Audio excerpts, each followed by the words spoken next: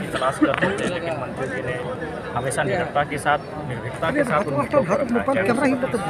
आधारित स्थान नीति हो या नियोजन की नीति हो, हर नीति पर उन्होंने अपने सरकार में बैठकर सरकार की आलोचना करी। एक लोकतंत्र की खूबसूरती वही होती है कि आप जिस पक्ष में, अगर आपके पक्ष से भी अगर कोई दोष होता है, गलती होती है, तो उसकी आलोचना करनी चाहिए। अगर अच्छा कार्य तो उसकी प्रशंसा करनी चाहिए। तो ठीक उसी प्रकार जगन्नाथ महतो ऐसे व्यक्ति रहे जिन्होंने सरकार में बैठकर सरकार की अगर कुछ गलत नीतियाँ होती थी उसकी आलोचना करते थे। अतः ऐसे व्यक्ति बहुत कम पाए जाते हैं। इस आज की लोकतांत्रिक व्यवस्था में जो भारत का ढांचा बन चुका है लोकतंत्र का, तो बहुत कम ऐसे शख्स दिखते हैं जो अपनी सरकार की भी आलोचना कर सकते हैं।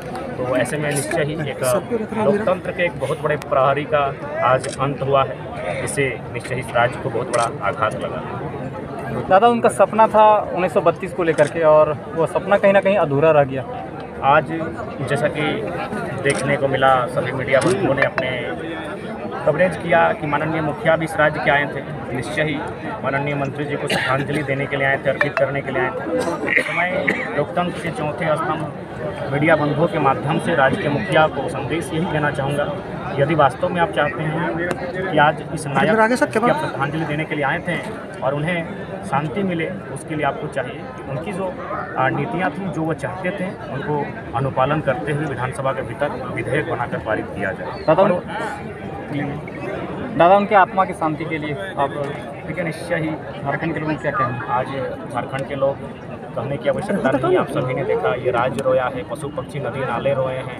आज देख सकते हैं लोगों का हुजूम, एक जगह नहीं है, जहाँ तक नज़र जा रही है वहाँ तक जन सैलाब है। इसमें कहने की कोई बात नहीं है। पूरा राज्य दुखी है, चाहे उनके विपक्ष दल के लोग क्यों ना हो, उनके हेटर्स क्यों ना हो, लेकिन वास्तविकता कहा जाए तो वो ऐसे इंसान थे जो हेटर्स से भी प्रेम करवाते थे। और आज उसी का परिणाम है कि सभी दलों के लोग आज उनके अंतिम यात्रा में शामिल हुए हैं और उन्हें श्रद्धांजलि देने आए हैं। और सबकी आंखों में लगभग हताशा, निराशा और आंसू के उन्हें बूंदे थे। यानी स्पष्ट है कि एक ऐसे व्यक्ति को हमने खोया है जिसकी आज राज्य को अति आवश्यकता थी। दादा, 10 तारीख को घेराव है, क्या है इस सही समय रहेगा उसको?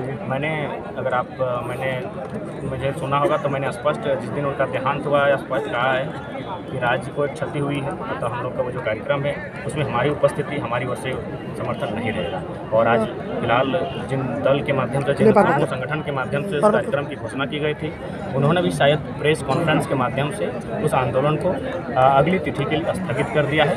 क्योंकि हम लोग आलोचक हैं नीतियों के, व्यक्ति के नहीं। आज पूरे राज्य ने खोया है, राज्य सरकार ने खोया है, हमने भी खोया है। तो ऐसी परिस्थिति में आंदोलन को तब तक के लिए स्थगित किया गया है जब तक इनका अंत क्रियाक्रम संपन्न नहीं होगा। दादा, अब तो ये जो होगा वो तो 10-15 दिन तक तो जाएंगे। उसके बाद जो आंदोलन की रणनीति देखिए, उसके बाद आंदोलन की रणनीतियाँ भी बनेंगी, क्योंकि आज आंदोलन से ही राज्य हमारा जिंदा है। नहीं तो ये हुक्मरान कब तक राज्य को बेच चुके होते हैं।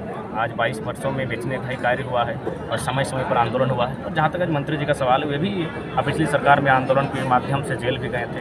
तो आंदोलन आवश्यक है। लोकतंत्र में आंदोलन एक अभिन्न हिस्सा होता है और वो लोकतंत्र को मजबूत भी करता है और जीवंत भी रखता है। दादा, मैं चाहूँगा कि डुमरी विधानसभा के लोगों को और साथ ही साथ पूरे झारखंड जो इतना बड़ा नेता को खोया है, मिट्टी के पुत्र को खोया, तो उन लोगों को आप क्या संदेश देना चाहेंगे? देखिए, सबसे पहली बात, भले वो डुमरी विधानसभा से चुनकर जाते थे, लेकिन वो पूरे राज्य के थे। उदाहरण के लिए मैं एक घटना आपको बताना चाहूँगा जो शायद बहुत इंटरेस्टिंग घटना भी है। 2015 की बात है। हम लोग MA के स्टूडेंट थे, मेरा एडमिशन हो चुका था, लेकिन मेरे जो साथी थे उनका नंबर कुछ कम होने के कारण एडमिशन नहीं हो रहा था। तो ऐसे में यूनिवर्सिटी से पता चला कि यदि आप जो विनोद भावे के मेंबर हैं, जो विधायक, अगर उनसे आप अगर लिखा के लाते हैं तो उनका सीट होता है। तो ऐसी परिस्थिति में आपका एडमिशन हो सकता है। तो चूँकि हम लोग टुंडी विधानसभा थे, तो वहाँ के जो विधायक थे राजकिशोर महतो, उन्होंने ऑलरेडी अपने लेटर पैड में किसी और का एडमिशन करवा दिया था। उनका कहना था मैंने एक एडमिशन करा दिया है, तो आप किसी दूसरे विधायक को तब खोज लीजिए। तो फिर हम लोग माननीय जगन्नाथ महतो उस समय विधायक थे, हम लोग इनके पास आए।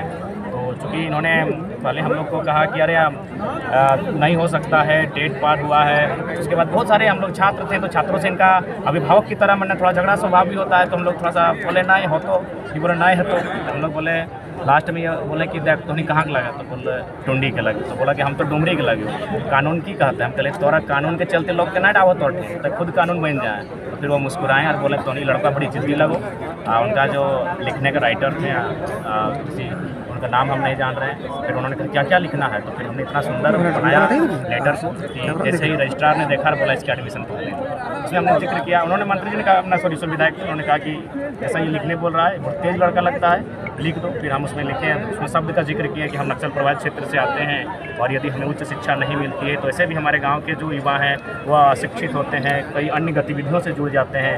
तो अगर उन्हें मैं इस गाँव में बहुत कम ऐसे हैं जो MA तक पहुँचे हैं, तो ठीक उसी प्रकार जब रजिस्टर ने देखा रजिस्ट्रार ने, फिर उनका एडमिशन हुआ। तो ऐसे लोग थे कि इन्हें आप विधानसभा से नहीं जोड़ सकते हैं। बिल्कुल हम टुंडी से थे, लेकिन डुमरी में आकर इनके लेटर हेड से हम लोग हस्ताक्षर कराते हुए जाके विनोबा भावे यूनिवर्सिटी में हमने अपने साथी का एडमिशन करवाया था। दादा, उनके परिवार या उनके बेटा जो अखिलेश है, उनको आप क्या उनसे मिले और मैंने उनसे यही कहा कि ये दुनिया की रीत है, तो कभी समय आगे पीछे होता है, लेकिन देखिए संसार से सबको जाना है। नदी नाला धरा, ये दामोदर नदी जिसमें आज हम लोग खड़े हैं, एक दिन या सूर्य के ताप से ये खुद सूख जाएगी, तो फिर हम तो मनुष्य हैं, हमारा भी एक समय है। ये तो नदी करोड़ों साल की है, तो ये एक दिन सूख जाएगी, तो हम इंसान इसी संदेश यही होगा कि जिंदगी जितने दिन जीकर जाएँ, समाप्त होकर जाएँ, लोगों के हित के लिए जीकर जाएँ और मैंने किसी के साथ अन्याय ना करें और सबको मेल भाव के जिस प्रकार मंत्री जी सबके साथ मिलजुल कर रहें, पक्ष विपक्ष क्या सबके साथ मुस्कुराएं, सबके साथ हंसें, सबके साथ अपना भाईचारा के साथ आज विदाई लिए हैं और नम आंखों से विदाई दी गई है। ठीक उसी प्रकार यही संदेश रहेगा कि दुनिया का अंतिम सत्य यही है कि यहाँ से सबको चले जाना है, अतः उसको लेकर ज़्यादा हतोत्साहित नहीं होना है। आगे की जो जिंदगी हमारे पास बची है उस पर फोकस करना है। दादा, आपने समय दिया, आपके लिए बहुत आप सभी का लोकतंत्र चौंतीस मीडिया वालों का बहुत आभार।